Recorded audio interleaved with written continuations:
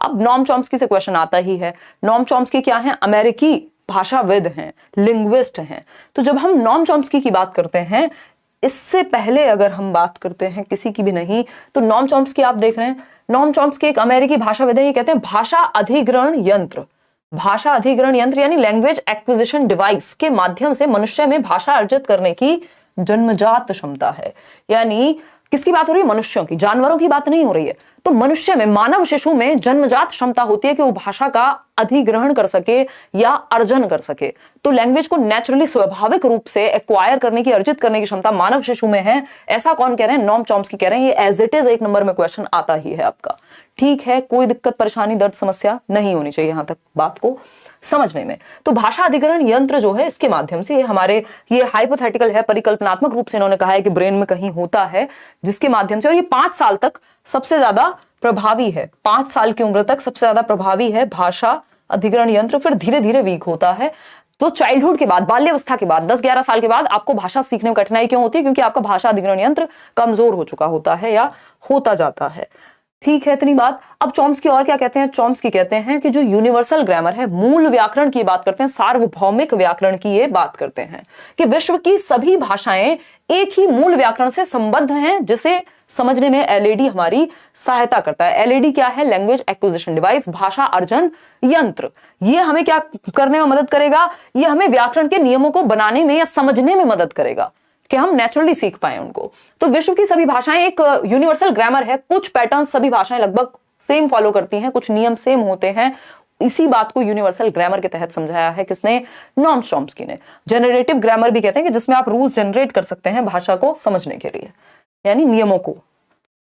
सैपर-वोल्फ की एक परिकल्पना है। सैपर-वोल्फ इस बार पूछा हुआ है ना, तो सैपर-वोल्फ की अगर हम बात करें, बेंजामिन सैपर और ली वोल्फ, तो इन दोनों ने मिलकर के एक परिकल्पना दी। प्रोफेसर थे और ये इनके स्टूडेंट थे। तो अगर हम बात करें तो उन्होंने परिकल्पना दी, और इस परिकल्पना को भाषागत सापेक्षतावाद या लिंग्विस्टिक रिलेटिविटी या डिटर्मिनिज्म कहा जाता है। ठीक है ना? तो भाषागत सापेक्षतावाद या ली वोल्फ की जो ये कल्पना है, ये क्या परिकल्पना है बेसिकली, इसके अनुसार किसी भाषा की संरचना उस भाषा के बोलने वालों की विश्व दृष्टि को प्रभावित करती है या दृष्टिकोण को प्रभावित करती है। यानी जो भी भाषा आप बोलते हैं, उस भाषा के बोलने से, जानने से आपको दुनिया को देखने का चश्मा चेंज हो जाता है। इसको फिर से समझेंगे। इस सिद्धांत के अनुसार प्रत्येक व्यक्ति अपनी भाषा के माध्यम से ही विश्व को देखता है और समझता है। यानी आपकी भाषा निर्धारित करती है कि आपका नजरिया कैसा होगा, आपकी सोच कैसी होगी, आपके विचार कैसे होंगे। इसीलिए इसको भाषा निर्धारण या सापेक्षता का सिद्धांत कहते हैं। ठीक, ये कह रहे हैं, ये भाषा नियतिवाद का सिद्धांत भी कह देते हैं कई लोग। डिटर्मिनिज्म है कि भाषा निर्धारित करे, जो भाषा आप बोल रहे हैं वो निर्धारित करेगी। या जिस मान लीजिए आपको हिंदी पढ़ी है आपने, तो आपने रामायण पढ़ी होगी, आपने उस तरह के ग्रंथ पढ़े होंगे, आपने वैसा ही साहित्य पढ़ा होगा, तो आपकी सोच उस तरह की होगी। अगर इंग्लिश पढ़ी है तो इंग्लिश के जैसी सोच होगी। तो बेसिकली भाषा नियतिवाद की तरफ लेके जाती है, सापेक्षता की तरफ लेके जाती है। यानी भाषा निर्धारित कर रही है कि हमारा विचार, हमारा दुनिया को देखने का नजरिया कैसा होगा। ठीक है, कोई दिक्कत परेशानी नहीं है। पीवाईक्यू डिफिकल्ट लग रहे हैं, कुछ क्वेश्चंस अलग से करेंगे। नहीं प्रशांत, 90% क्वेश्चंस आपको इसी तरह के देखने को मिलेंगे। और अगर हम बात करें, एक सेशन और भी ले लूंगी मैं क्वेश्चंस को, डोंट वरी। चलिए, बस क्वेश्चन को अगर आप पढ़ के समझ गए तो आधी दिक्कत खत्म हो गई। जैसे ये क्वेश्चन है आपके सामने इससे रिलेटेड, यह विचार की भाषा यह निर्धारित करती है कि हम दुनिया के बारे में किस प्रकार सोचते हैं, किससे संबंधित है। तो दुनिया के बारे में हम किस तरह से सोचते हैं, ये कौन निर्धारित कर रहा है? भाषा निर्धारित कर रही है। तो ये निर्धारित या नियतिवाद हो गया, रिलेटिविज्म हो गया। तो भाषाई सापेक्षता, भाषा सामाजिकरण, भाषा अधिग्रहण या सैपर-वोल्फ। तो ये सैपर-वोल्फ परिकल्पना है। देखिए, सापेक्षता, ये रिलेटिविटी, बात इन्होंने यही कही है, लेकिन इस कल्पना के तहत कही है। तो अगर एक आंसर चूज करना होगा तो ए करेंगे, अदरवाइज सापेक्षता भी यहां सही हो सकता था, बट पेपर में माना नहीं है उन लोगों ने। क्यों? क्योंकि सापेक्षता मतलब रिलेटिव होता है कुछ हद तक। इन्होंने कह दिया वही निर्धारित करेगी, जो कि सैपर-वोल्फ परिकल्पना के अंदर ही आती हैं ये दोनों ही बातें। तो ए को ही आप यहां सही मानने वाले हैं। आगे बढ़ेंगे, स्किनर की बात कर लेते हैं। स्किनर क्या है? स्किनर कहते हैं कि भाषा जो है, बच्चा वो अपने माता पिता और आसपास के लोगों की भाषा का अनुकरण करके सीखता है, यानी नकल करके सीखता है, यानी कॉपी करेगा, उनको इमिटेट करेगा जो आसपास के लोग हैं। जब वो माता जी को देखता है बात करते हुए कि खाना खा रही हूं, तो वो भी उसको तुतला करके बोलता है कि मैं भी खाना खा रही हूं, या व्हाटएवर तुतला करके बोलेगा। ठीक, तो कॉपी करता है बच्चा, अनुकरण करके आसपास के लोगों का भाषा सीखता है या एक्वायर करता है। जब वो गलती करता है तो उसको पुनर्बल नहीं मिलता। जब वो थोड़ा सा बोलता है, बच्चे ने तुतला करके बोला अरे मम्मा मम्मा मुझे भी खाना दो, तो ये क्या हुआ, मम्मी कह रही है अरे वाह मेरे बच्चे ने तो आज ये बोल दिया, कितने अच्छे से बोलता है, कितनी प्यारी आवाज है, व्हाटएवर। तो बच्चों को पुनर्बलन मिलेगा, वो अनुकरण और बेहतर तरीके से करेगा अगली बार। तो इसी तरह से लैंग्वेज बेहतर होती जाती है, भाषा आपकी बेहतर होती जाती है जैसे जैसे आप अनुकरण करते हैं, फिर आपको पुनर्बलन मिलता है, फिर आप अनुकरण करते हैं, फिर पुनर्बलन मिलता है। गलत चीजों पे आपको पुनर्बलन नहीं मिलता है और फिर मिलती है। ठीक है ना। तो ये एक बेसिक बात हुई जिसको हम देख करके समझ पा रहे हैं प्रतिमा यहाँ। ठीक, तो ये कह रहे हैं कि अनुकरण और पुनर्बलन से भाषा विकसित होती है, भाषा सीखी जाती है। किसके अनुसार? स्किनर के अनुसार। पियाजे और वाइगोत्स्की इनको हर जगह आना ही होता है, आपको पता है। आखिर तुम्हें आना है, तो देर में आए हैं बट आ गए हैं, क्योंकि इनको हर सब्जेक्ट में अपनी टांग अड़ानी ही है। ठीक, क्योंकि महत्वपूर्ण काम किया है इन्होंने। ठीक है ना। तो अगर हम बात करें कि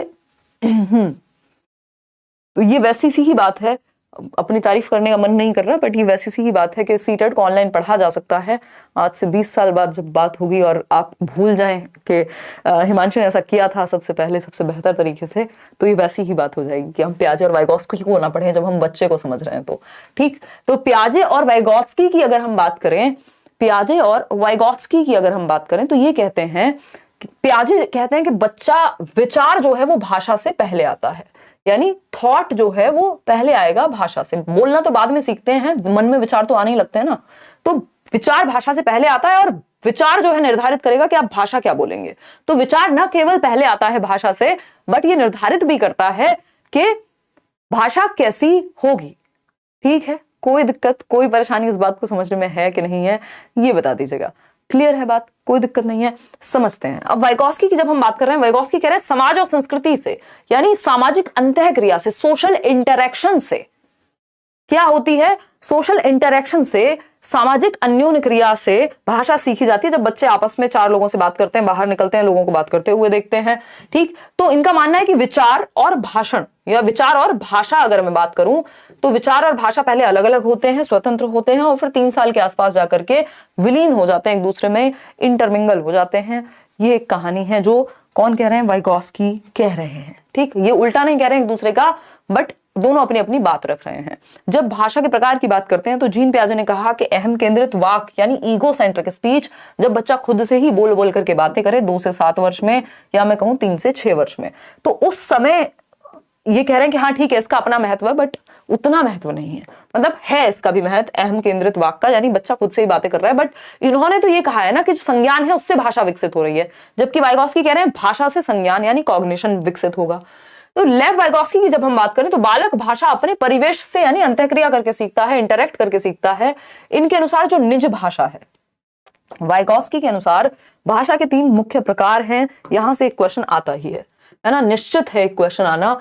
वाइगोत्स्की के जो 3 प्रकार हैं वहां से, वाइगोत्स्की की जब हम बात कर रहे हैं, वाइगोत्स्की की जब हम बात कर रहे हैं तो इन्होंने सबसे पहले दिया है सामाजिक वाक का कॉन्सेप्ट। सामाजिक यानी सोशल स्पीच, जब बच्चा समाज में अपने आसपास के लोगों से बात करना शुरू कर दे, तुतला के जैसे भी बोलना शुरू कर दे, अपनी बात को कहना शुरू कर दे, जो कि 2 वर्ष में हो जाता है। मैं आपको बता भी दूंगी कितने वर्ष में कितनी डिक्शनरी आ जाती है। खाना बनाते हुए देख रहे हैं, बहुत बढ़िया। देखिएगा इस टाइम कौन सा खाना बनता है, रात के 10:30 बजे, कमाल कर दिए हैं। सामाजिक वाक जो 2 वर्ष में आ जाएगा। फिर आता है निज वाक, जिसको इन्होंने बहुत महत्व दिया है। निज वाक या निजी वाक कह लीजिए आप इसको, प्राइवेट स्पीच कहते हैं अंग्रेजी में। ठीक, तो ये 3 से 6 वर्ष, 3 से 6 वर्ष, और ये बहुत अहम भूमिका निभाता है संज्ञानात्मक विकास में। फिर आता है मौन वाक, साइलेंट इनर स्पीच, मौन वाक, ये लास्ट स्टेज है, 6 साल के अराउंड आती है या 6 साल के बाद आती है। ठीक, तो यहाँ पे स्व निर्देशन देता है बच्चा खुद से ही बातें करके। प्राइवेट स्पीच मतलब जब वो खुद से बातें करे, यहाँ वो नॉर्मल अपनी नीड्स को फुलफिल करने के लिए, अपनी आवश्यकताओं के बारे में, मम्मी खाना दे दो, पापा पानी ला दो, व्हाटएवर, ये बातें करना सीखता है 2 वर्ष में, जब वो 2 शब्दों को जोड़ के एक नया सेंटेंस, एक नया वाक्य बनाना सीखता है। फिर 3 वर्ष में वो खुद से ही बातें कर रहा है, अपना खिलौना जोड़ते हुए, तोड़ते हुए, अरे इसको कहाँ लगाऊं, उसको क्या करूं। तो ये स्व निर्देशन मिलता है इससे। वाइगोत्स्की कहते हैं ये सेल्फ डायरेक्शन मिलता है बच्चे को, सेल्फ रेगुलेशन कर पाता है वो। खुद को ही नियंत्रित कर पाता है अपने विचारों को, किससे? निजी वाक से, या हम कहेंगे प्राइवेट स्पीच से। मौन वाक फिर बाद में और हायर लेवल पे चला गया, मन में ही वो बोल लेगा, बाहर किसी को कुछ बोलने की जरूरत नहीं है। जबकि निजी वाक में वो खुद से ही बातें कर रहा था, लेकिन निजी वाक भी महत्वपूर्ण है। तो इतना बात हम ध्यान रखेंगे। कोई पजल बॉक्स को कपड़े की तह बनाते हुए बच्चा खुद से बातें कर रहा हो, अरे इसको ऐसे नहीं ऐसे फोल्ड करते हैं, खुद से बातें कर रहा है, तो ये निज वाक है, प्राइवेट स्पीच है। ठीक है, तो इन्होंने कहा ये जो निजी वाक है, ये जो प्राइवेट स्पीच है, ये बहुत ही महत्वपूर्ण है संज्ञानात्मक विकास में, कॉग्निटिव डेवलपमेंट में। ठीक है, इतनी बात। वाइगॉस्की के अकॉर्डिंग तो सोसाइटी, कल्चर और लैंग्वेज ये 3 महत्वपूर्ण चीजें हैं। अब स्टीफन क्रेशन आ गए हैं, ये अंग्रेजी आप छोड़ दीजिए, हिंदी में समझते हैं, क्योंकि आज हिंदी की कक्षा है। इतनी बात ठीक है या नहीं? ठीक है, कोई दिक्कत नहीं है। मैथ पेडागोजी है, कुछ करा दो कल तक, गुलशन कह रही हैं। कल नहीं, परसों कराएंगे यार अब मैथ्स पेडागोजी। इतने आप नोट्स पढ़ लीजिए वाले, और प्रीवियस मैराथन देख लो जो मैथ्स पेडागोजी की मैंने कराई हुई है, और कुछ क्वेश्चंस भी कराए इस बार।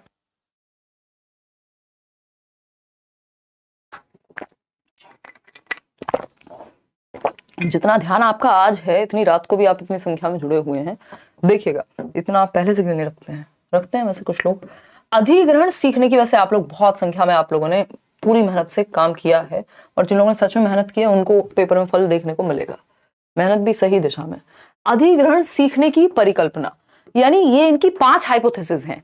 स्टीफन क्रेशन कहते हैं, स्टीफन क्रेशन ने कहा कि जो भाषा है, यानी हम सिर्फ एक ही भाषा को एक्वायर नहीं कर सकते, अर्जित नहीं कर सकते, हम कई भाषाओं को भी अर्जित कर सकते हैं, हम दूसरी भाषा को भी अर्जित कर सकते हैं। तो स्टीफन क्रेशन कह रहे हैं, स्टीफन क्रेशन कह रहे हैं कि हम दूसरी भाषा को भी अर्जित कर सकते हैं, जैसे हम पहली भाषा को करते हैं। यानी मान लीजिए मैंने हिंदी सीखी, मेरे घर में हिंदी बोली जाती थी, इसी तरह से मैं अंग्रेजी को भी क्या कर सकती हूँ? अर्जित कर सकती हूँ, यदि कुछ बातों का ध्यान रखा जाए। तो ये कह रहे हैं कि जो दूसरी भाषा का अर्जन है वो भी हो सकता है, दूसरी भाषा को भी, दूसरी, हम क्वेश्चंस भी करेंगे लास्ट में, दूसरी भाषा को अचेतन रूप से अर्जित किया जा सकता है। अचेतन रूप से, यानी अगर आपको वो एनवायरनमेंट मिल जाए तो आप दूसरी भाषा को भी अर्जित कर लेंगे नेचुरली, जैसे आप पहली भाषा को करते हैं। अगर आपको एनवायरनमेंट मिल जाए तो अर्जित किया जा सकता है। स्टीफन क्रेशन के अनुसार इन्होंने इसके लिए कितनी 5 परिकल्पनाएं दी, एक तरह के सिद्धांत दिए कि कैसे कैसे किया जा सकता है। अभी जीवित हैं स्टीफन क्रेशन, है ना, ये भी अमेरिकी भाषाविद हैं, लिंग्विस्ट हैं, टीचर प्रोफेसर सब रहे। ठीक, तो 5 परिकल्पनाएं हैं। वो 5 परिकल्पनाएं क्या कहती हैं बताइएगा एक बार, फिर हम आगे बढ़ जाएंगे। ठीक है, समझिएगा।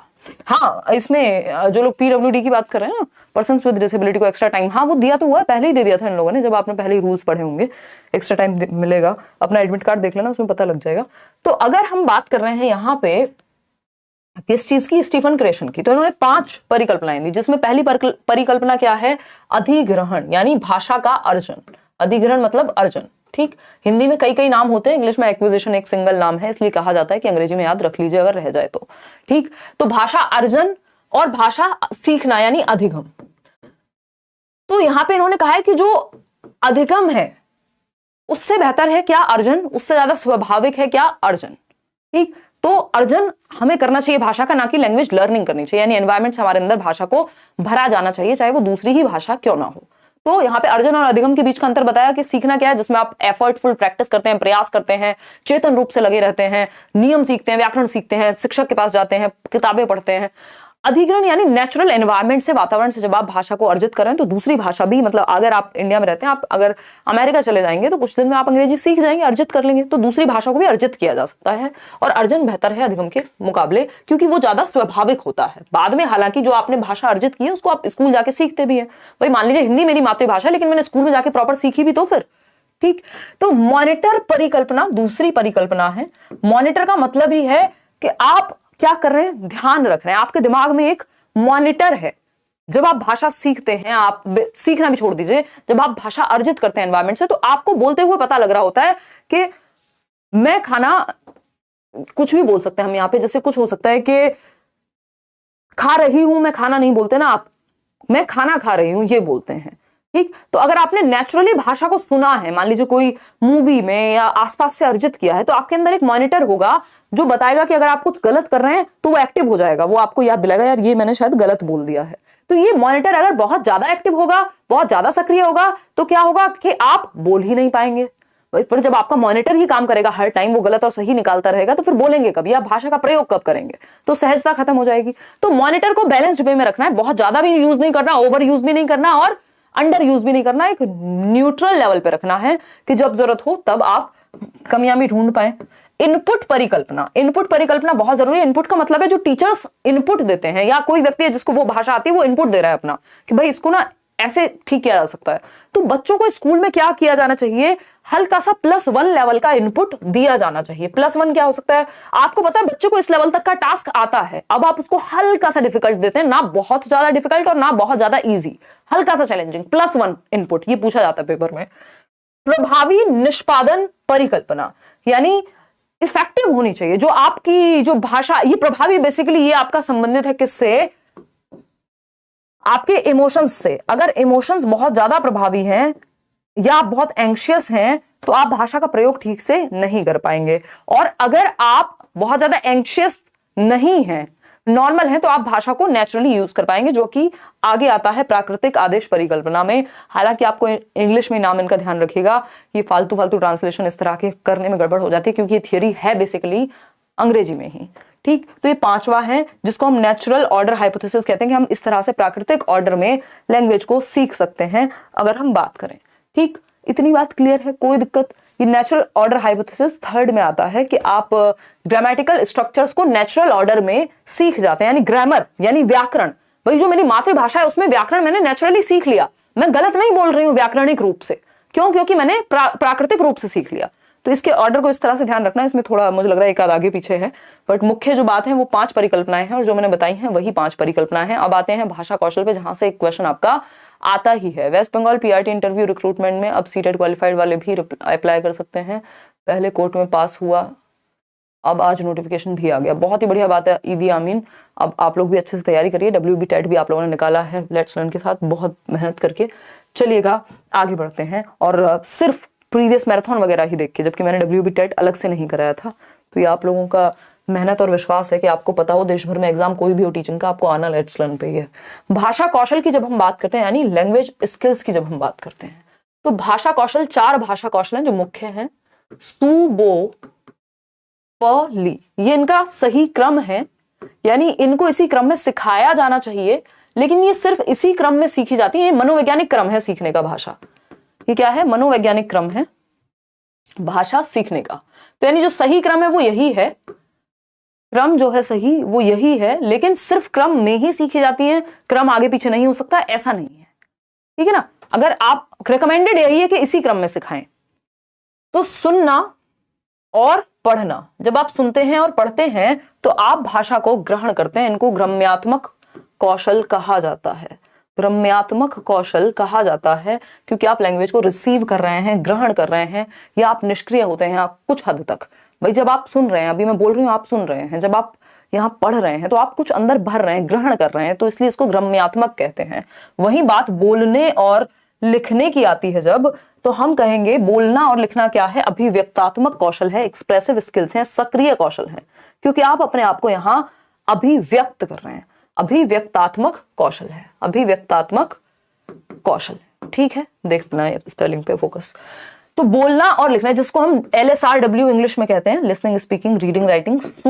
भाई पहले बच्चा आता है दुनिया में सुनना सीखता है, बोलना आता है, फिर उसको सुन सुन करके, फिर वो पढ़ना सीखता है, और फिर वो लिखना सीखता है, अगर प्रॉपर वे में माना जाए, है ना? मॉन्टेसरी भी कहती है लिखना सिखाओ पढ़ने के बाद ही। तो कुछ इनमें कई बार क्या होता है कि बच्चा लिखना भी शुरू कर देता है, कई बार क्या होता है, मान लीजिए पढ़ना नहीं आता, वो फिर भी कुछ भी स्क्रिबल करना शुरू कर देगा, इसको स्क्रिबलिंग कहते हैं, कीलम काटी टाइप, जिसका अपना कोई मतलब नहीं होता।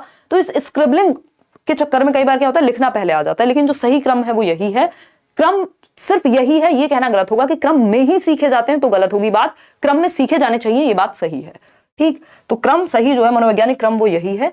कुछ लोग आगे पीछे भी बता देते हैं क्रम, वो भी सही है अपनी जगह, लेकिन अगर आपसे क्रम पूछेगा पेपर में, आप कहेंगे सुबो पाली, यानी सुनना, बोलना, पढ़ना और लिखना, जिसमें सुनना और पढ़ना ग्राम्यात्मक है, और बोलना और लिखना क्या है आपका? अभिव्यक्तात्मक है। तो पढ़ने की जब हम बात कर रहे हैं, पढ़ना क्या है यहाँ पर? रीडिंग की जब हम बात कर रहे हैं, तो रीडिंग में भी कुछ 2 मुख्य प्रकार हैं। क्या कह रहे हो भाई? सठिया गए CBSE वाले? सेकंड फेज वाला प्री एडमिट कार्ड शो किया था 1 सेकंड के लिए। हाँ, ये लोग ऐसे ही खेलते रहते हैं। अब तो आपका पूरा ध्यान पढ़ाई पे होना ही चाहिए जिन लोगों का पेपर, क्योंकि अभी टाइम है। देखो, जिसका प्री एडमिट कार्ड नहीं आया इसका मतलब 1 हफ्ता तो अभी है आपके पास, है ना। 1 हफ्ते पहले प्री एडमिट कार्ड आएगा और 2 दिन पहले एडमिट कार्ड आएगा, तो 1 हफ्ते में तो दुनिया बदल जाती है सीटेट में, इतनी बड़ी बात थोड़ी है। तो पढ़ने की जब हम बात कर रहे हैं तो हम पढ़ना, देखिए इसमें 2 तरह के क्वेश्चन आते हैं कि पढ़ने के लिए सबसे ज्यादा जरूरी क्या है। तो आपको ध्यान रखना है अर्थ। भाई मान लीजिए एक दूसरा आता है कि अक्षर की पहचान। अक्षर पहचान से भी ज्यादा जरूरी क्या है, सबसे कम महत्वपूर्ण अक्षर की पहचान है अगर देखा जाए। क्योंकि मान लीजिए आप अक्षर की पहचान करते हैं, बहुत बढ़िया रैपिडली पढ़ लेते हैं तेजी से, बट आप चतुर रामलिंगम बन गए। वही था ना वो चतुर जो था उसमें 3 इडियट्स में, जिसको पढ़ के समझ में कुछ नहीं आता, संदर्भ में अर्थ ही ग्रहण नहीं कर पाते, तो कोई पॉइंट नहीं हुआ अक्षर पहचानने का। तो संदर्भ में पढ़ना या अर्थ निर्माण कर पाना सबसे जरूरी होता है पढ़ने के कौशल में, और अक्षर पहचान बाकी बातें सेकेंडरी हैं, उतनी महत्वपूर्ण नहीं है जितना अर्थ या संदर्भ को समझना है। ये बात ध्यान में रखिएगा। इसमें हम मुख्य पाठन को अगर बांटें तो मौन पठन यानी साइलेंट रीडिंग। तो जब आपको थोड़ा तीव्रता से पढ़ना होता है या बहुत ज्यादा फोकस से गहनता से पढ़ना होता है तो आप साइलेंट रीडिंग करते हैं, मौन पठन करते हैं, मन में पढ़ते हैं। द्रुत पठन भी इसमें एक चीज होती है कि आप तीव्रता से पढ़ते हैं एक आइडिया लेने के लिए। वहीं सस्वर पठन की जब हम बात करते हैं तो ये है लाउड रीडिंग या अलाउड भी कह देते हैं। ये क्या है, जब बच्चे को हम सुर लय ताल के साथ, उच्चारण इससे बेहतर होता है, उच्चारण इससे बेहतर होता है सुर लय ताल के साथ। जब क्लासरूम में एक बच्चा खड़ा हुआ वो क्या है पठन कर रहा है, तो सुर लय ताल के साथ प्रॉपर कहाँ विराम रखना है, कहाँ आपको रुकना है, कितना, तो ये सब सस्वर पठन में आता है यानी लाउड रीडिंग। इससे हमारी उच्चारण क्षमता बेहतर होती है। तीसरी चौथी में कहीं शुरू करते हैं हम ये बात, 4th तक जाते जाते।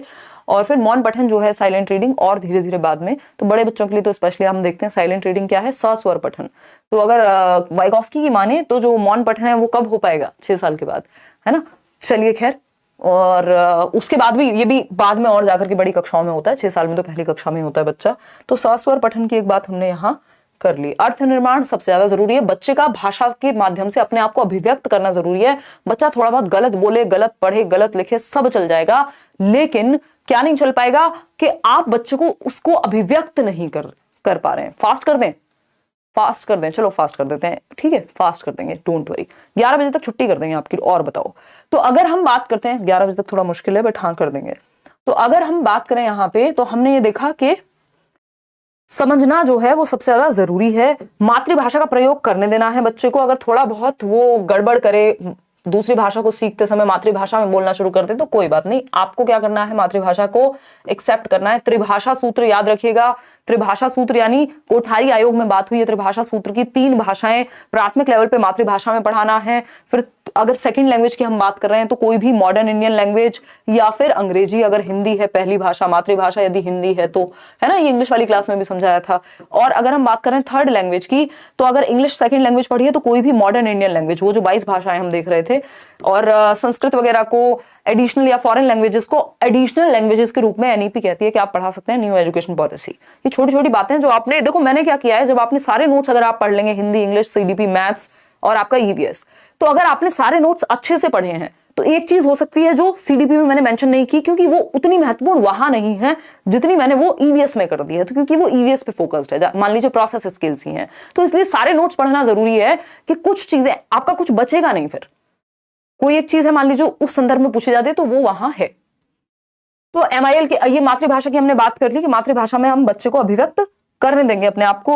और एक छोटी सी बात मैं याद दिला देती हूँ, जो एडम स्मिथ हैं उनके, सॉरी एडम स्मिथ नहीं, स्मिथ के अनुसार अगर हम बात करते हैं किसकी, 1 साल में बच्चा 3 शब्द बोलने लगेगा, फिर आपको पता ही है कि 2 साल में 272 और 5 साल में 2072, 3 साल के आसपास 1000 शब्द या 900 प्लस, और 4 साल में 1500-1600 प्लस। तो ये थोड़ा बहुत आइडिया आपको पता होने चाहिए। सबसे पहली जो अवस्था होती है भाषा की वो होती है रोना यानी क्राइंग, फिर उसके बाद आता है कूकना। अगर हम कूकने की बात करें या कूइंग की बात करें तो ये 6 हफ्तों में यानी 1.5 महीने का बच्चा कुछ भी आवाज निकालता रहता है जिसका कोई मतलब नहीं होता, ठीक है ना। फिर अगर हम बात करते हैं बलबलाना की, बैबलिंग की, तो वो 6 महीने में आता है जब वो एक स्वर का प्रयोग कर पाएगा, बा, मा, पा। फिर उसके बाद एक शब्द की स्टेज आएगी जो 1 साल में आएगी, जब वो पापा, मम्मी, कोई एक शब्द बोलने लगेगा, ठीक, पानी। फिर अगर हम बात करते हैं, फिर आती है आपकी 18 से 24 महीने में दो शब्द जोड़ करके टेलीग्राफिक स्पीच वाली अवस्था, यानी 1.5 से 2 साल में पहली बार 2 शब्दों को जोड़ के एक वाक्य बनाना शुरू करेगा बच्चा।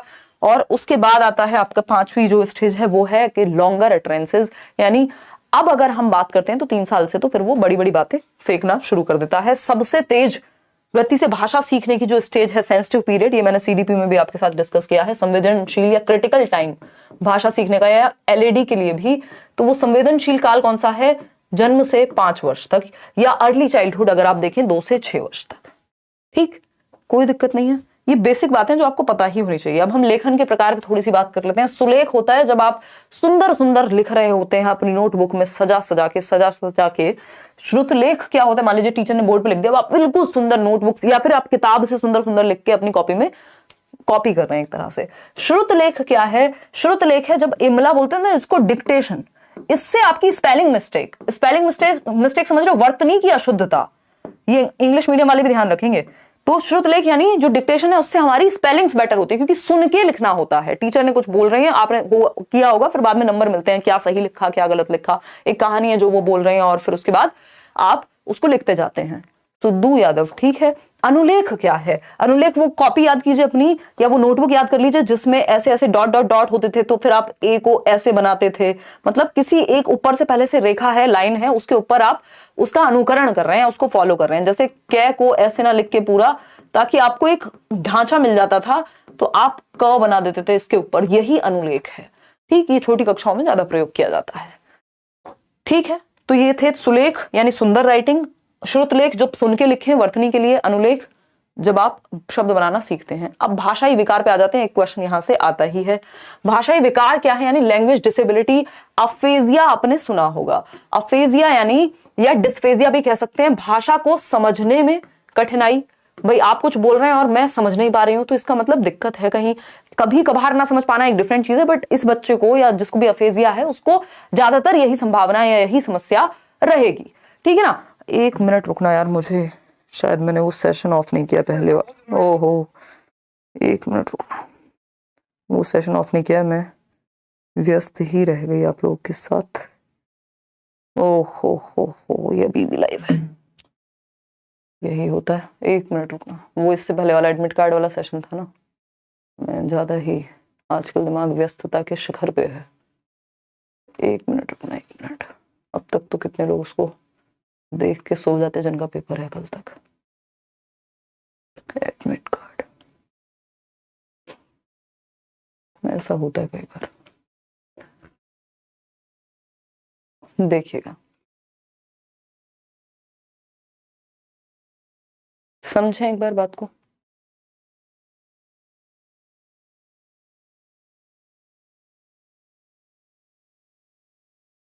चलिए समझते हैं, देखिएगा, कोई बात नहीं, देखते हैं। अगर हम भाषा विकार की बात कर रहे हैं तो समझने से, भाषा को समझने से संबंधित कठिनाई है यहाँ पे, है ना। विकार में कठिनाई तो होगी ही। तो अफेजिया मतलब या डिस्फेजिया मतलब, हिंदी में भी इसको यही कहते हैं कि भाषा को समझने में कठिनाई, उसके कॉम्प्रिहेंशन में कठिनाई। मान लीजिए हम बात कर रहे हैं और आप समझ नहीं पा रहे हैं, पढ़ के नहीं समझ पा रहे हैं, सुन के नहीं समझ पा रहे हैं, देख के नहीं समझ पा रहे हैं, मतलब समझने से संबंधित है। फिर आता है डिसलेक्सिया। डिसलेक्सिया है लेखन पठन संबंधी विकार, पढ़ने में कठिनाई, पठन संबंधी विकार। वो ईशान अवस्थी याद कीजिए, पठन संबंधी विकार यानी पढ़ने में समस्या होगी मुख्य रूप से। बच्चा 6 को 9 पढ़ सकता है, ठीक है ना, और व को ब पढ़ सकता है, ये तो बहुत ही कॉमन है। खैर, तो इसमें समस्या होती है, पढ़ने में समस्या होगी, कठिनाई होगी, एंजाइटी वो महसूस करेगा। और जिसको पढ़ने में समस्या है तो ऐसा भी हो सकता है कई बार पढ़ने और लिखने दोनों में समस्या हो जाए। किसकी वजह से? डिसलेक्सिया की वजह से। डिसग्राफिया की बात कर लेते हैं। ग्राफ का मतलब ये होता है लिखना, तो ये लेखन संबंधी विकार है। ये तो हमें हर सब्जेक्ट में पता ही होना चाहिए। ठीक, बच्चा अगर लिखने में उसको समस्या हो रही है तो डिसग्राफिया है, यानी आप उसकी नोटबुक पढ़ नहीं पाएंगे, उसकी कॉपी पढ़ नहीं पाएंगे, जिसको डिसग्राफिया होगा, क्योंकि उसकी जो नोटबुक होती है वो लेजिबल नहीं है, उसकी जो राइटिंग है वो लेजिबल नहीं है, यानी पढ़ने योग्य नहीं है, इलेजिबल है। अपठनीय है, आप पढ़ नहीं सकते उसको। तो डिस्ग्राफिया वाला बच्चा जो ऐसी लिखावट लिखेगा कि बस वही पढ़ सकता है फिर उसको। और डिस्लेक्सिया मतलब पढ़ने में विकार है। अफेजिया मतलब भाषा को समझने संबंधी विकार है। डिस्कैलकुली आपको पता ही है, गणित से संबंधित, कैलकुलेशन से संबंधित। अब भाषा शिक्षण की कुछ प्रमुख विधियां हैं जो आपको एक एक करके थोड़ी थोड़ी जान लेनी है। व्याकरण विधि, जिसमें आप व्याकरण सिखाएंगे, व्याकरण अनुवाद विधि, प्रत्यक्ष विधि, सम्मिश्रण, संप्रेषणात्मक, आगमन विधि, निगमन विधि। संप्रेषण परक जो है ये बहुत ही अच्छी विधि है क्योंकि कम्युनिकेशन के थ्रू, इसको इंग्लिश में बोलते हैं कम्युनिकेटिव लैंग्वेज टीचिंग, CLT, बहुत ही मजेदार है। इसमें बच्चा संप्रेषण के माध्यम से, कम्युनिकेशन के माध्यम से सीख जाता है। इस बार हमने कम्युनिकेशन वाली जो ये मेथड्स हैं इन पे फोकस नहीं किया क्योंकि पेपर में अभी उतने नहीं पूछे जा रहे हैं। तो आप प्रीवियस ईयर से भी अगर आपकी नजर गई होगी, और मैंने ये सारे जो चैप्टर्स हैं एक एक चैप्टर आपको कराया हुआ है। अगर आप प्लेलिस्ट उठा के देखेंगे पुरानी, तो मैंने हिंदी पेडागोजी का एक एक चैप्टर, इंग्लिश पेडागोजी का एक एक चैप्टर, EVS का एक एक चैप्टर, CDB का एक एक चैप्टर, सब कराया हुआ है। लेकिन अभी अंत में हम निचोड़ की बात करते हैं। व्याकरण विधि की जब हम बात करते हैं तो ये क्या है, ग्रामेटिकल मेथड है एक तरह से। इस विधि के अंतर्गत अन्य भाषा के नियमों को कुछ शब्दों के साथ सिखाया जाता है और याद कराया जाता है। यानी आप नियम रटते हैं कि सब्जेक्ट कहाँ लगेगा, संज्ञा कहाँ आएगी, फिर यहाँ पे अगर हम बात कर रहे हैं क्रिया कहाँ लगाएंगे, कौन सी फॉर्म लगाएंगे, नियम सीखते हैं आप, याद करते हैं। इसके बाद शब्द संयोजन, यानी शब्दों को जोड़ते हैं, व्याकरणिक नियमों के आधार पर जो आपने याद किए थे उनका अभ्यास करते हैं कि भाई इसमें ये नियम आएगा। तो टोटल फोकस व्याकरण पे है इस विधि में। व्याकरण अनुवाद विधि क्या है, ये है, यह विधि 19वीं शताब्दी के अंत तक परंपरागत, यानी इसको ट्रेडिशनल मेथड भी कहते हैं, परंपरागत और मान्य विधि के रूप में प्रचलित रही।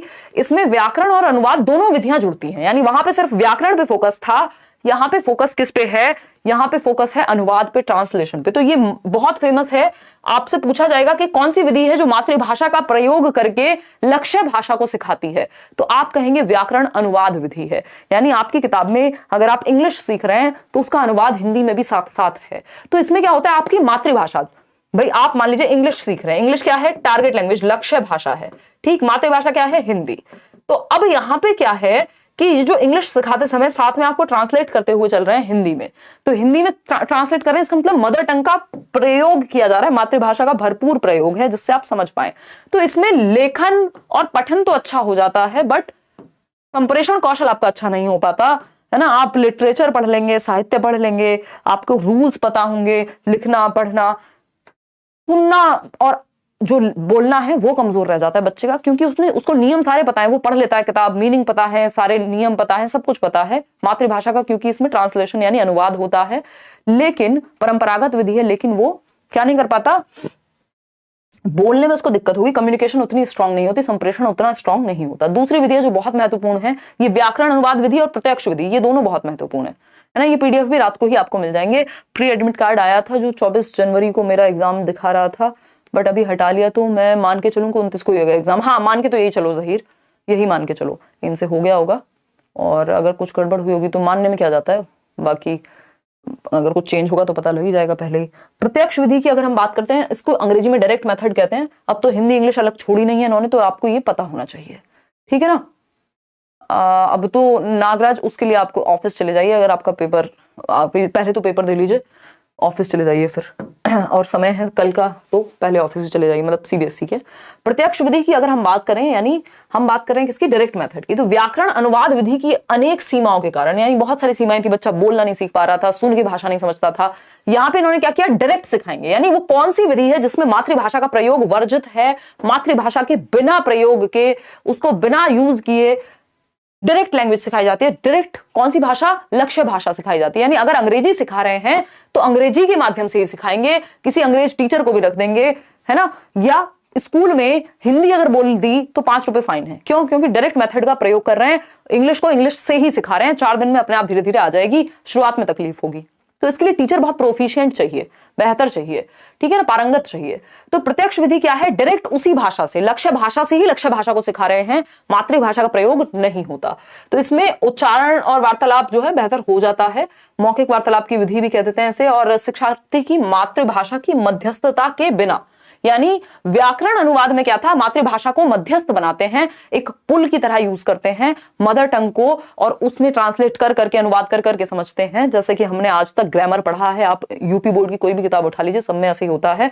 हम तो क्या पढ़ते थे, जब इंग्लिश पढ़ते थे तो हिंदी में मीनिंग लिखते थे, है ना, के पीछे जो पार्ट के आपके लेसन के जो भी वर्ड मीनिंग होते थे तो उनको हिंदी में मीनिंग लिखते थे। फिर धीरे धीरे बड़े हुए, दिल्ली आए, हमने देखा यार हिंदी में मीनिंग नहीं देखना होता, इंग्लिश में देखना होता है।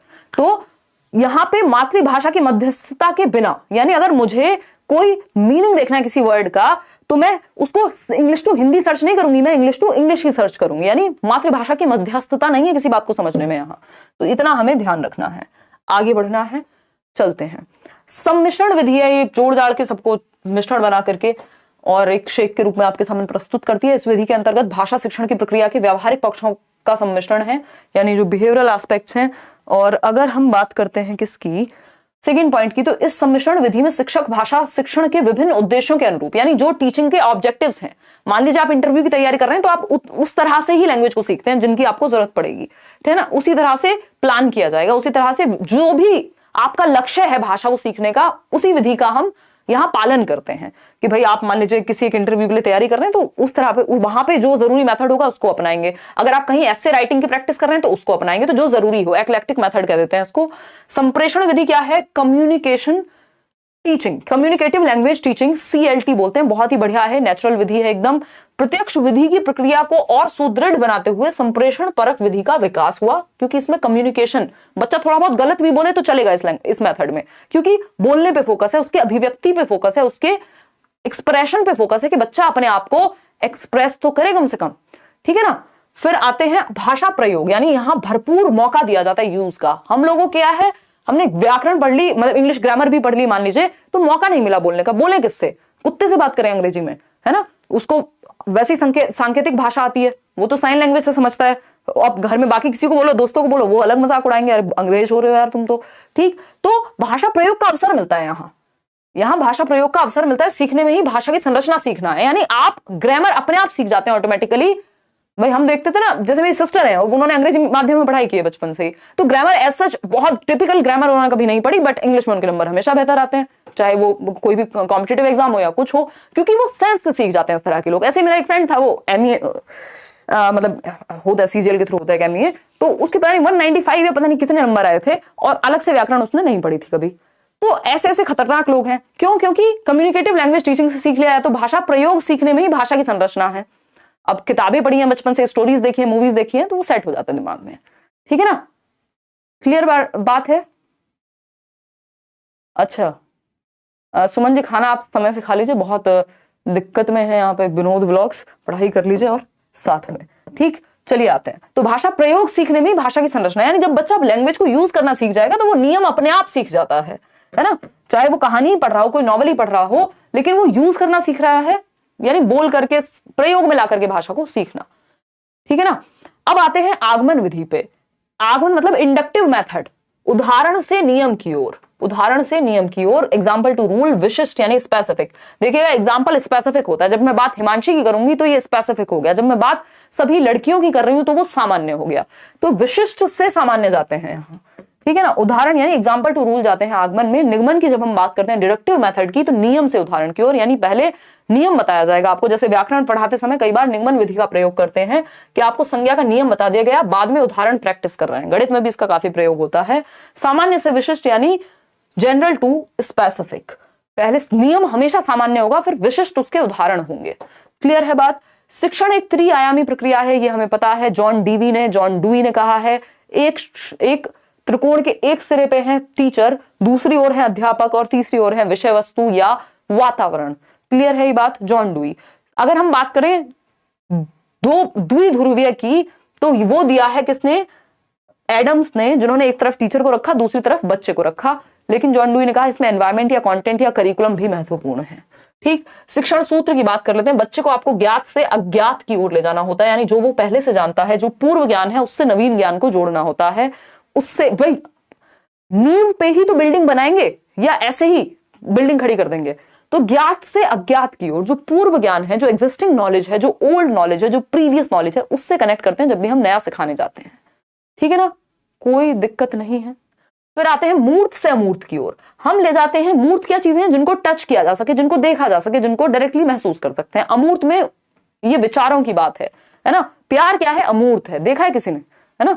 तो अगर हम बात कर रहे हैं ऑनेस्टी की, ऐसे जो आइडियाज में हो, जो थिंकिंग में हो, वो अमूर्त, और मूर्त क्या है, जिसको आप टच फील कर सको। जैसे ये पेन क्या है, मूर्त है, वहीं आप मन में कुछ सोच रहे हैं वो अमूर्त है। सरल से जटिल, पहले सरल चीजें सिंपल टू कॉम्प्लेक्स जाते हैं, ये सभी सब्जेक्ट्स पे लागू होती है ये बात। सरल से जटिल की ओर धीरे धीरे कॉम्प्लेक्सिटी बढ़ाते हैं। शिक्षण सहायक सामग्री कैसी होनी चाहिए, टीचिंग लर्निंग मटेरियल, तो बेसिक बात है कि एक 3-4 प्रकार है। एक है दृश्य सामग्री, जिसमें देख करके, जैसे चार्ट पेपर है, कोई कुछ और इस तरह का आपका चार्ट है, ग्लोब ले गए, ग्लोब तो खैर 3D हो जाएगा। तो अगर हम बात करें जिसमें भी दृश्य हो, जैसे आपके वो आते थे छोटे छोटे क्या कहते हैं उनको, कोई तो कार्ड्स आते थे जिनको हम लोग लगाते थे, आप लोगों ने यूज की होंगी ये चीजें, तो या फ्लैश कार्ड्स बोलते थे उनको, याद आ गया मुझे। तो दृश्य सामग्री यानी जिसमें देख करके सीखे बच्चा, तो ये चार्ट पेपर हो सकता है, फ्लैश कार्ड्स हो सकते हैं। श्रव्य सामग्री जिसमें सुने, ये लिंगुआ फोन हो सकता है, कोई ऑडियो रिकॉर्डर हो सकता है, रेडियो हो सकता है, सुन करके सीखेगा। दृश्य श्रव्य क्या है, दृश्य श्रव्य वो है जिसमें देख भी सके और सुन भी सके, जैसे टेलीविजन, जैसे कंप्यूटर भी हो सकता है आज के समय में। क्रिया सहायक सामग्री यानी जिसमें बच्चा एक्टिविटी भी कर पाए, कुछ फील्ड ट्रिप पे ले गए आप बच्चे को, क्रिया सहायक है, इसमें बच्चा सक्रिय है। ठीक, तो आपको फोकस करना है। मान लीजिए किसी बच्चे को देखने में समस्या है, तो आप उसके लिए श्रव्य सामग्री का प्रयोग करते हैं, या फिर आप उसके लिए क्रिया सहायक सामग्री जिसमें टच और फील दोनों किया जा सके। ब्रेल लिपि वगैरह हमने पढ़ा है, 6 डॉट पे आधारित होती है। ठीक, श्रव्य सामग्री। अब जिसको सुनने में दिक्कत है उसके लिए दृश्य सामग्री। नॉर्मली आप दृश्य श्रव्य दोनों का प्रयोग करते हैं ताकि हर तरह के बच्चे को सिखाया जा सके। तो ये हम समझ चुके हैं तीनों एक ही जगह पे, इनको अलग अलग से समझने की अभी आवश्यकता नहीं है। जैसी नीड होगी, जैसी आवश्यकता होगी क्लासरूम में, वैसे आप सामग्रियों का, मल्टीपल सामग्रियों का आप प्रयोग करते हैं शिक्षण की सामग्रियों का। बहुत बढ़िया, किसी का कल एग्जाम है, मजे के लिए मूवी की तरह देख रहे हैं, सही है। मूल्यांकन एवं उपचारात्मक शिक्षण, इसको ध्यान रखेंगे, इंग्लिश के लिए भी उतना ही महत्वपूर्ण है। इवैल्यूएशन की जब हम बात कर रहे हैं तो हमें पता है ये सतत होना चाहिए, कॉन्टिन्यूअस एंड कॉम्प्रिहेंसिव, सतत एवं व्यापक, यानी होलिस्टिकली। ये तो आपकी एनईपी भी कह रही है ना, होलिस्टिक असेसमेंट। होलिस्टिक बोले तो सर्वांगीण, यानी हर एक पक्ष में। करिकुलर यानी पढ़ाई लिखाई, पेन पेपर भी, और को करिकुलर यानी सहगामी, दौड़ना, भागना, कूदना, पेंटिंग, स्पोर्ट्स, फलाना ढिमकाना, सब आ जाएगा। तो होलिस्टिक मतलब सर्वांगीण या समग्र रूप में हम बच्चे का मूल्यांकन कर पाए। उपचारात्मक शिक्षण क्या होता है, उपचारात्मक शिक्षण है आपका रेमेडियल टीचिंग, या अगर हम बात करते हैं उपचारात्मक की तो इसमें वैसे 2 प्रक्रियाएं आती हैं। एक होता है डायग्नोस्टिक टीचिंग, यानी डायग्नोज करेंगे, यानी आप पता लगाएंगे कि रीजन क्या है, पता लगाएंगे कि रीजन क्या है। टॉप डाउन और बॉटम अप मैंने इंग्लिश में पढ़ाई थी, अगर वो आपको डायरेक्ट मिलती है जाकर के आप उसको पढ़ लीजिए, इंग्लिश पेडागोजी 1 शॉट में बताया था। ठीक है ना, क्लियर है, क्लियर। स्टडी छोड़ दी आपके साथ, स्टडी करना अच्छा लगता है, एंटर नहीं दिखा रहा है, चलिए फिर तो कोई बात नहीं, और मिला समय है आपके पास, पढ़ते रहिए। अभी तो हम डेली क्वेश्चंस भी करते रहेंगे, डोंट वरी। और कल जिनका पेपर है वो एक बार आके बता भी देंगे, कमेंट करके, मेल करके himanshi.edu10@gmail.com, और नंबर मैंने आपको पिछले सेशन में दिया था उस पे, ताकि बाकी लोगों को आने वाले समय में हेल्प मिल सके। तो एक एनालिसिस 9 बजे रखेंगे। उपचारात्मक शिक्षण यानी इसमें एक चीज होती है निदानात्मक या निदानात्मक परीक्षण, यानी जिसमें आप गैप्स का पता करते हैं। निदानात्मक परीक्षण यानी आप क्या करते हैं, जो गैप्स हैं, जो कमियां हैं, जो कमियां रह गई हैं उनको जानते हैं और बाद में उपचार देते हैं, रेमेडियल टीचिंग देते हैं। तो पहले निदान करते हैं, पहले समस्या का पता लगाते हैं बच्चे की, और फिर बाद में उपचार देते हैं या रेमेडी करते हैं, दोबारा पढ़ाएंगे, नए ढंग से पढ़ाएंगे, जहां समस्या है उसको दोबारा से सॉल्व कराएंगे, व्हाटएवर। तो ये ध्यान रखना है, पहले डायग्नोज यानी पहले निदान किया जाएगा, फिर उपचार किया जाएगा। ठीक है ना, उपचारात्मक लिख दिया मैंने उपचार की जगह। चलिए आगे बढ़ते हैं। उपलब्धि प्रश्न पत्र, अचीवमेंट टेस्ट आपने सुना होगा, इंग्लिश और हिंदी दोनों में ही। इस बार की जो पेडागोजी ना वो हिंदी और इंग्लिश दोनों के लिए है। जो चीजें आपने मान लीजिए जैसे उपलब्धि परीक्षा मैंने इंग्लिश में नहीं पढ़ाया, बट इंग्लिश वालों से पूछा जा सकता है, तो आपको इसलिए पता होनी चाहिए चीजें। तो उपलब्धि परीक्षा की जब हम बात कर रहे हैं, अचीवमेंट टेस्ट की जब हम बात कर रहे हैं, तो ये टीचर बनाते हैं। इस परीक्षा का प्रमुख उद्देश्य क्या होता है, यह है अनुमान लगाना, ये पता लगाना कि जो शिक्षण कार्यक्रम से शिक्षार्थी ने क्या सीखा, यानी जो उद्देश्य सेट हुए थे पढ़ाते समय। हम देखते हैं ना 6th क्लास में बच्चों को ये आना चाहिए, यानी उद्देश्य है कि उस पाठ से क्या सीखेगा। तो वो जो भी सीखा, पढ़ा बच्चे ने साल भर, वो उद्देश्य प्राप्त हुए टीचिंग के, जिनके लिए टीचिंग कराई गई थी, जिनके लिए सिखाने के लिए जो चीजें पढ़ाया जा रहा था, क्या वो सीखी, उनकी उपलब्धि किस स्तर तक हो पाई, ये उपलब्धि प्रश्न पत्र जांचता है। भाषा कौशलों को कहां तक सीख पाया बच्चा, और उनके आधार पर भाषा का प्रयोग किस हद तक उपयुक्त ढंग से कर पाया है, यानी जो भाषा कौशल है वो किस हद तक सीखे उसने, कितनी पारंगतता है, कितनी अचीवमेंट है, और जो उद्देश्यों की प्राप्ति किस हद तक हुई है। तो ये उपलब्धि परीक्षा या उपलब्धि प्रश्न पत्र देखता है। अब आती है दक्षता परीक्षा, यानी प्रोफिशिएंसी। प्रोफिशिएंसी पारंगतता को देखती है, प्रोफिशिएंट कितने हैं आप किसी काम को करने में, मास्टरी आपके पास कितनी है, उद्देश्य कितने हासिल हुए हैं, वो सब ठीक है भाई, आपने देख लिया कौशल कितने आते हैं, बच्चा अपने आप को लिख लेता है ना, अपने आप को व्यक्त कर देता है, आंसर कर देगा क्वेश्चन के जो चैप्टर्स पढ़ाए हैं, लेकिन कितना बेहतर कर पाएगा ये हम प्रोफिशिएंसी टेस्ट में देखते हैं। तो इसमें यह है सॉरी, इसमें यह जाना जा सकता है कि शिक्षार्थी शिक्षण विषय को कहां तक समझ पाया है और भाषा कौशलों में उसकी दक्षता या प्रवीणता का स्तर कितना है, to which extent he is proficient in a language और इन लैंग्वेज स्किल्स। स्किल्स क्या है, लिखना पढ़ना बोलना सुनना, यही सभी है आपकी सुबो पाली या LSRW। तो प्रोफिशिएंसी कितनी है वो एक बेसिक सी बात है। आगे बढ़ते हैं, अभिरुचि परीक्षा होती है, ये बस आप जान लीजिए, ये जनरली नहीं पूछा जाता उतना। अभिरुचि परीक्षा है एप्टीट्यूड टेस्ट, आपका किस क्षेत्र में आपके अंदर क्षमता है, तो आपका अगर स्पोर्ट्स में एप्टीट्यूड है तो आपको उस तरह से उसमें ट्रेनिंग दिलवाएं, अगर आप हिंदी में बहुत अच्छा, भाषण में बहुत अच्छे हैं तो उस तरह से दिलवाएं। तो एक परीक्षा ली जाती है जिससे आपके एप्टीट्यूड का पता लगे कि आप शिक्षण में अच्छे हैं, जिसमें भी अच्छे हो उस तरफ आपको ले जाया जाए। अब बहुभाषिकता पे एक क्वेश्चन आता ही है, फिर इसके बाद हम क्वेश्चन करेंगे, ये अंत ही है, फिर आप सोच सकते हैं अपने घर जा करके। बहुभाषिकता की जब हम बात कर रहे हैं, मल्टीलिंगुअलिज्म क्या है, ये एसेट है, अंग्रेजी में हिंदी में जिसमें मन करे लिख लीजिए, यानी संसाधन है, एक रिसोर्स है। यहाँ पे लिखा हुआ है भाषाई विविधता या बहुभाषावाद। हमें पता है लैंग्वेज डाइवर्सिटी है, भारत में बोला जाता है कोस कोस पे पानी बदले 3 कोस पे वाणी, यानी भाषा बहुत तेजी से चेंज होती है, 1600 प्लस भाषाएं और डायलेक्ट जो है वो बोले जाते हैं। शिक्षा में द्विभाषावाद पे भी हम चर्चा करेंगे, लैंग्वेज 1 और लैंग्वेज 2 क्या है, बाइलिंगुअलिज्म कहते हैं द्विभाषावाद को। आपका जो इंग्लिश पेडागोजी का 1 शॉट हुआ था उसमें एक क्वेश्चन है जिसका आंसर बाइलिंगुअल ही था, वो मैंने गलती से शायद मल्टीलिंगुअल या कुछ बताया होगा, तो मैंने वो आंसर लेकिन सही मार्क किया था आपके नोट्स में, तो उसको भी चेक कर लीजिएगा, क्योंकि मेरी तरफ से जरा सा भी कुछ होता है तो मैं पूरी जिम्मेदारी लेके आपको कोशिश करती हूँ कि अपडेट कर दी जाए वो बात, क्योंकि कुछ लोगों का ध्यान भी नहीं गया होगा। सेलेक्टेड पहली भाषा मराठी है और दूसरी भाषा हिंदी है, तो आने वाले पैसेज और पोएम के प्रश्न इनसे सॉल्व करने पढ़ने होंगे ना। हाँ बिल्कुल सचिन, प्रीवियस ईयर उठा के उस हिसाब से जो लैंग्वेज 1 वहां पे दी हुई है। तो भाषाई विविधता यानी लिंग्विस्टिक डाइवर्सिटी एक अच्छी बात है, एक संसाधन है, एक रिसोर्स है। बहुभाषावाद भी क्या है, बहुभाषिकता या बहुभाषिकतावाद भारतीय अस्मिता का अभिन्न अंग है, यानी जो हमारा प्राइड है, जो यूनिटी है लैंग्वेज की भारत में, उसका अभिन्न अंग है, इंटीग्रल पार्ट है। अलग नहीं कर सकते हम भारत में विविध भाषाओं को या विविधता को, भाषा की यहाँ विविधता पाई जाती है भाषा की। तो ये line as it is paper में पूछ ली जाती है कि बहुभाषिकतावाद भारतीय अस्मिता का अभिन्न अंग है। क्या है, अभिन्न अंग है, यानी इंटीग्रल पार्ट है। दूसरी बात, हम बहुभाषावाद को या भाषाई विविधता को, लिंग्विस्टिक डाइवर्सिटी को, मल्टीलिंगुअलिज्म को एक एसेट, एक रिसोर्स यानी एक संसाधन मानते हैं, एक धरोहर मानते हैं। और जो लेटेस्ट स्टडीज हैं वो ये कहती हैं जो बच्चे 2 या 2 से अधिक भाषाएं जानते हैं, बोलना पढ़ना, उनकी रचनात्मकता यानी उनकी क्रिएटिविटी, उनका संज्ञानात्मक स्तर यानी उनका कॉग्निटिव डेवलपमेंट बेहतर होता है उन बच्चों के मुकाबले जिनको मोनोलिंगुअलिज्म यानी सिर्फ एक भाषा आती है। तो बच्चों को तो जितनी भाषाएं हम सिखा पाएं उतना अच्छा है। अच्छा, बहुभाषावाद होती क्या है, जब आप एक भाषा से शुरुआत कर रहे हैं, मातृभाषा से, और धीरे धीरे बहुत सारी भाषाएं जो भी क्लासरूम में बोली जा रही है बच्चा उनसे भी सीख रहा है ना, और मल्टीपल भाषाएं उसके सामने आ गई, तो बहुभाषितावाद है। जब आप मातृभाषा से शुरू करके लैंग्वेज 2 यानी जो भी स्कूल की भाषा है उसको सीख रहे हैं, तो जब टीचर आपको इनपुट देने लगे लैंग्वेज 2 में, शुरुआत कराए लैंग्वेज 1 से, तो वो द्विभाषावाद है। जब कई भाषाओं की बात होगी तो बहुभाषिकतावाद, और जब सिर्फ एक से दूसरी भाषा में जाने की बात होगी तो द्विभाषिकतावाद।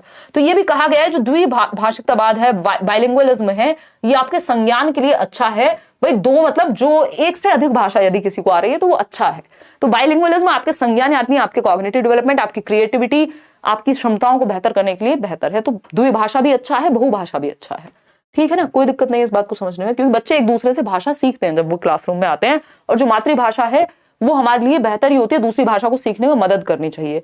पाठ्य पुस्तक की जब हम बात कर रहे हैं तो हमें पता है पाठ्य पुस्तक बहुत सारे संसाधनों में से एक संसाधन है, और पाठ्य पुस्तक हमें जो अनिवार्य है, जितना जरूरी है पढ़ना, एटलीस्ट वो तो एक जगह पे प्रोवाइड करा ही देती है, ठीक है ना। तो पाठ्य पुस्तक सब कुछ नहीं है, सर्वे सर्वा नहीं है, पाठ्य पुस्तक वन ऑफ द रिसोर्सेज है जिसका प्रयोग हमें करना है। इसके अलावा भी हम बहुत सारी शिक्षण सहायक सामग्री का प्रयोग कर सकते हैं सीखने और सिखाने के लिए, बट ये क्या होनी चाहिए, मनोवैज्ञानिक पक्ष में लिखी जानी चाहिए, बच्चे के साइकोलॉजिकल लेवल को ध्यान में रख करके लिखी जानी चाहिए। दूसरा, सिर्फ परिभाषाओं पर आधारित ना हो, सक्रिय रखे बच्चे को, बच्चा समझ पाए चीजों को, और इसके अलावा भी हम बच्चों को एक्सप्लोर करने को कह सकते हैं चीजें। ये थी आज की कहानी। अब हम कुछ क्वेश्चंस कर लेते हैं, हिंदी के विषय में क्या सही है, फटाफट से बताएंगे और जवाब दीजिएगा। आज स्पीड मैंने बहुत पुराने जमाने में 5-6 वर्ष पहले की बात है, जब मैं इसे स्पीड में पढ़ाती थी, वो तो मैंने बीच में रोक लिया। कोई कह रहा 11 बजे कल एग्जाम है, बस छुट्टी कर रहे हैं 10 मिनट में, कहा था ना 11 बजे फ्री कर देंगे। 105 आ रहा है, रोशन बढ़ जाएगा ये, डोंट वरी। अब देखो किस सेक्शन में कमी है, अगर नंबर कम आ रहे हैं किसी के तो मूड बना देते हो क्लास में, वाह मजा आ गया, बहुत बढ़िया राज, जबकि आज तो मैंने बहुत सीरियस ली हैं चीजें। चलिएगा, तो हिंदी भाषा के विषय में क्या सही है ये पूछा है हमसे, तो क्या सही है? 2 रिवीजन इस सेशन के लोगे, पीडीएफ पढ़ लोगे, नोट्स फ्री दिए हैं उनको पढ़ लोगे, थोड़ा प्रीवियस ईयर कर लो, समय है तो, अदरवाइज समय नहीं है जिसके पास, सिर्फ इतना इतना पढ़ जाओ, समझ बन जाएगी, और समझ बन गई तो आप थोड़ा सा कॉमन सेंस लगाएंगे, सॉल्व हो जाएगा नया क्वेश्चन भी, ठीक है ना। हिंदी के विषय में क्या सही है? हिंदी भारत की राष्ट्रभाषा है, अभी तो बताया था कोई भी राष्ट्रभाषा भारत की नहीं है, नेशनल लैंग्वेज नहीं है हमारे यहाँ, यही क्वेश्चन इंग्लिश में भी आ सकता है। हिंदी भारत की राजभाषा है, क्या है? ऑफिशियल लैंग्वेज है, ये बात एकदम सही है। अनुच्छेद 343(2)(1) के तहत, आर्टिकल 343(1) के तहत भारतीय जो आपका इंडियन ऑफिशियल लैंग्वेज एक्ट, राजभाषा अधिनियम जो है आपका 1963 वाला, उसके तहत भारत की जो राजभाषा है वो हिंदी है, यानी ऑफिशियल लैंग्वेज है हिंदी। हिंदी संपूर्ण भारत की मातृभाषा है, ये तो पॉसिबिलिटी नहीं है ना, पूरे भारत में मातृभाषा, ऐसे भी लोग हैं जिनको हिंदी नहीं आती, आप साउथ इंडिया में चले जाइए, उनकी मातृभाषा तो नहीं है हिंदी, ठीक है ना। तो कोई दिक्कत नहीं, ज्यादा आएगा पवन वहां पे, और अपने सेक्शन, जिस सेक्शन में कमजोर नंबर कम आ रहे हैं उसको बेहतर करो। इंग्लिश मीडियम के नोट्स और हिंदी मीडियम के नोट्स, मैथ्स पेडागोजी के, इंग्लिश के, ईवीएस के, ये रात को अभी भेज दूंगी मैं सेशन खत्म होते ही, ठीक। नोट्स ऐसे हैं कि आप सारे नोट्स पढ़ लोगे ना, एक दिन में 3-4 घंटे में पढ़ लोगे सारे नोट्स, और अगर जिसने पहले से पढ़ रखे हैं वो तो फटाफट से रिवाइज कर देगा। इनमें से कोई नहीं, B option is the right answer. आगे बढ़ते हैं, क्वेश्चन नंबर 2 देखिएगा, त्रिभाषा सूत्र सर्वप्रथम किसके द्वारा सुझाया गया? अब यहाँ पे इस बार ये भी क्वेश्चन था इंग्लिश में कि जो वो हमारी भारत की जो पॉलिसी है, कौन सी इंडियन पॉलिसी है जो 3 लैंग्वेज फॉर्मूला की बात करती है, तो आपको पता होना चाहिए या हमारे यहाँ कौन सा एक नियम है, कौन सी पॉलिसी है जो लैंग्वेज की बात करे, तो वो त्रिभाषा सूत्र यानी 3 लैंग्वेज फॉर्मूला है, जो कोठारी आयोग में सुझाव जिसका आया था 1964-66 में। इसको फिर आगे एनईपी 1986 में भी रखा, 1992 में भी रखा, और अभी भी जो नई एजुकेशन पॉलिसी है 2020 वाली, वो भी इसको समाहित करती है। तो ये कोठारी आयोग में सबसे पहले इसकी बात हुई थी। इसमें क्या है, पहले मातृभाषा बच्चों को, फिर इंग्लिश, अगर मातृभाषा इंग्लिश नहीं है तो मातृभाषा इंग्लिश या कोई मॉडर्न इंडियन लैंग्वेज, और थर्ड भी क्या है, अगर इंग्लिश सेकंड पे पढ़ा दी है तो थर्ड पे कोई भी मॉडर्न इंडियन लैंग्वेज, जो 22 भाषाएं हैं। निम्न में से कौन सा कथन सही है? फटाफट से बताएंगे कौन सा कथन सही है। भाषा अर्जन एक सहज प्रक्रिया है, यानी लैंग्वेज एक्विजिशन, अर्जन मतलब अर्जित करना, अर्जित करना हमेशा क्या होता है, सहज होता है, ठीक। भाषा अधिगम, अधिगम में एफर्ट लगता है, सीखने में एक प्रयास लगता है, प्रयासपूर्ण है। दोनों ही बातें सही हैं, तो ए व बी दोनों सही हैं, बोथ सही हैं, ठीक। आगे बढ़ते हैं, क्वेश्चन नंबर 4 देखिएगा, प्राथमिक स्तर पर हिंदी भाषा सिखाने के लिए सबसे अधिक जरूरी क्या है? प्राइमरी लेवल पे देखिएगा, भाषा शिक्षण का भाषा ज्ञान, भाषा शिक्षक होगा ये मेरे ख्याल में, या भाषा शिक्षण यानी पढ़ाने का तरीका, कक्षा में रंगीन पाठ्य पुस्तकें, कक्षा में प्रिंट समृद्ध परिवेश, या कक्षा में लिखित आकलन। ध्यान रखिएगा, प्रिंट रिच एनवायरनमेंट, ये लैंग्वेज को सीखने में एनवायरनमेंट का रोल सबसे ज्यादा होता है। आप क्लास में गए हुए हैं, यहाँ पे एक चार्ट लगा हुआ है, यहाँ पे कुछ लगा हुआ है, गेट पे कुछ और बना हुआ है, कोई कहानी कविता प्रिंट कराई हुई है, तो प्रिंट रिच एनवायरनमेंट बहुत अच्छा होता है लैंग्वेज के लिए, चाहे वो हिंदी हो चाहे इंग्लिश हो। तो समृद्ध परिवेश, कॉन्ड्यूसिव, बेहतर, एनरिच्ड एनवायरनमेंट। क्वेश्चन नंबर 5 देखिए, बच्चे बोलचाल की भाषा का अनुभव लेकर विद्यालय आते हैं, इसका निहितार्थ है, यानी बच्चे जो हैं वो बोलचाल की भाषा का अनुभव उनको होता है जब वो स्कूल में आते हैं, इसका मतलब क्या है ये पूछा है। बच्चे बोलचाल की भाषा का अनुभव लेकर, यानी इतनी उनको बोलचाल की भाषा आती है जब वो स्कूल में आते हैं, अपने बात को कह सकते हैं। तो बच्चों को बोलचाल की भाषा न सिखाई जाए, इसका मतलब ये थोड़ी कि अब भाषा और बेहतर नहीं सिखा सकते, ठीक, इसका ये मतलब बिल्कुल नहीं है। बच्चों की बोलचाल की भाषा को सुधारा जाए, बच्चों के भाषाई अनुभवों का उचित प्रयोग। भाई बच्चा जो भी अनुभव घर से लेके आता है, ज्ञात से अज्ञात की ओर जाते हैं हम, यानी नोन टू अननोन जाते हैं, तो जो भी बच्चा जानता है उसका तो उचित प्रयोग करना है ना, वो तो आपके लिए एक टूल हो गया जिसका आप प्रयोग करके उसको बाकी चीजें सिखाएंगे, उसकी प्रीवियस नॉलेज। जो भी बच्चा घर से लेके आता है वो सारे अनुभव प्रयोग में लाने, उनका उचित प्रयोग करना है। ऐसा नहीं है कि अनुभवों, बच्चों के भाषा अनुभवों को कक्षा के बाहर रखा जाए, क्यों भाई, रोबोट थोड़ी है। क्वेश्चन नंबर 6 देखिए, भाषा सीखने सिखाने में आप किसे सबसे अधिक महत्वपूर्ण मानते हैं? फटाफट से बताइएगा। संज्ञानात्मक विकास, सामाजिक अंतःक्रिया, सबसे महत्वपूर्ण देख लो बच्चा कहां पे एक्टिव है। सबसे ज्यादा बच्चा एक्टिव होगा सामाजिक अंतःक्रिया में, यानी सबसे ज्यादा जो एक्टिव है वो सामाजिक अंतःक्रिया में है। बाल साहित्य वो खुद से पढ़ेगा, सामाजिक अंतःक्रिया में 4 लोगों से वो बात कर रहा है या सुन रहा है उनको, तो वो सबसे ज्यादा एक्टिव सोशल इंटरेक्शन में है, और वाइगॉस्की ने भी यही कहा है। क्वेश्चन नंबर 7 देखिए, वाइगॉस्की ने भाषा विकास का परिप्रेक्ष्य प्रस्तुत किया है। व्यवहारवादी, समाज, सामाजिक, सांस्कृतिक, क्या आपको पता है वाइगॉस्की क्या है? सोशियो कंस्ट्रक्टिविस्ट हैं। पियाजे रेडिकल कंस्ट्रक्टिविस्ट है, यानी दोनों इन्होंने सामाजिक संरचनावादी, सामाजिक सांस्कृतिक परिप्रेक्ष्य, सोशियो कल्चरल अप्रोच कि समाज और संस्कृति से हम भाषा सीखते हैं और हमारे संज्ञान का विकास होता है। संज्ञानवादी नहीं है, कॉग्निटिविस्ट नहीं है, सोशियो कंस्ट्रक्टिविस्ट हैं, यानी सामाजिक रचनावादी हैं। क्वेश्चन नंबर 8 देखिएगा, भाषा अर्जित करने के संदर्भ में कौन सा कथन उचित नहीं है? यह एक सह प्रक्रिया है, स्वाभाविक प्रक्रिया है, बच्चे भाषा के नियमों को आत्मसात करते हैं, बच्चों को नियम बनाना सिखाया जाता है। यह एक सह प्रक्रिया है। बताइए, अर्जित करने के संदर्भ में देखो ये क्या है? ये नियम बनाना नहीं सिखाया जाता। घर पे आपको नियम बनाना सिखाते हैं जब आप बोलना सीखते हैं? नहीं, सहज प्रक्रिया है, आत्मसात कर लेते हैं, अपने आप से नियम भर जाते हैं आपके अंदर, है ना? तो ये सहज होगा, ये सहज नहीं होगा, सह नहीं होगा, सहज होगा। तो लास्ट वाला ही गलत था। सिर्फ भाषा सीखने और भाषा अर्जित करने में मुख्य अंतर का आधार, यानी लैंग्वेज लर्निंग और एक्विजिशन में मेन डिफरेंस क्या है, ये पूछा है। पुस्तकें मैंने आपको बताया है, बहुत बार बताया, हिंदी इंग्लिश दोनों में आता है। लिखना, परिवेश, मुख्य अंतर है परिवेश। अगर आपको एनवायरमेंट मिल गया तो उसी भाषा को आप अर्जित कर लेते, उसी को आप एक्वायर कर लेते।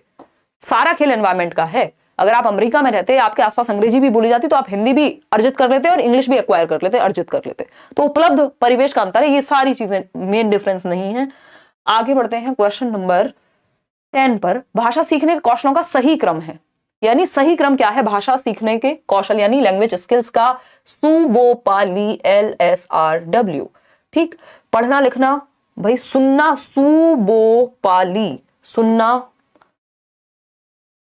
बोलना, पढ़ना और लिखना। तो ये सही क्रम है, ये मनोवैज्ञानिक क्रम है, एकदम सही क्रम है। लेकिन सिर्फ क्रम में ही सिखाए इसी क्रम में जाने चाहिए, लेकिन सिर्फ क्रम में ही सीखे जाते हैं वो कहना गलत होगा, क्योंकि क्रम इधर उधर भी हो सकता है। लेकिन क्रम जो सही क्रम है, मनोवैज्ञानिक क्रम है, वो D ही है। सुनना, बोलना, पढ़ना, लिखना। श्रवण कौशल को सीखने के चरणों का सही क्रम है, यानी आप श्रवण कौशल समझ रहे हो ना, लिसनिंग स्किल्स। सही क्रम क्या है? ध्वनियों का कानों तक पढ़ना, प्रयोग, अर्थग्रहण, अर्थग्रहण, ध्वनियों का कानों तक पढ़ना, प्रयोग, ध्वनि को कानों तक पढ़ना, ध्वनि का कानों तक पढ़ना, अर्थग्रहण और प्रयोग करना। जो मन करे आप बता दीजिए फटाफट से।